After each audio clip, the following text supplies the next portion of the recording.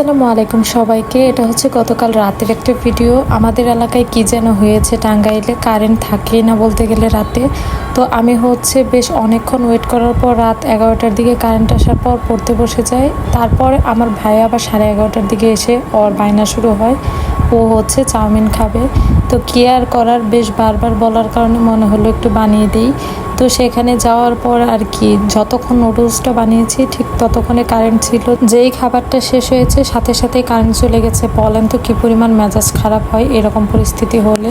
মানে এখন রাতের বেলায় কোনো মতে পড়াশোনা করা যাচ্ছে না, আর যেহেতু সামনে এক্সাম সেই জন্য একটু বাড়তি টেনশনও কাজ করছে। বাট কি আর করার। আর কয়েকদিনের মধ্যে যেহেতু ঢাকা চলে যাব তাই খুব একটা প্রেশার নিচ্ছি না, বাট যাওয়ার পরে যেহেতু এক্সাম তাই একটু টেনশন হচ্ছে। রাত 12টার এই পার্টি আগে আমরা মাঝে মাঝেই করতাম, বাট এখন খুব একটা করা হয় না। তো কথা বলতে বলতেই কিন্তু আমার চাউমিনটাও মোটামুটি রান্না শেষের দিকে। আর এখানে আমি কিন্তু চাউমিনে খুব অল্প পরিমাণেই তেল ইউজ করেছি, কারণ আপনারা কিন্তু সবাই জানেন তেল খাওয়াটা এখন অনেক বেশি ক্ষতিকর আমাদের স্বাস্থ্যের জন্য।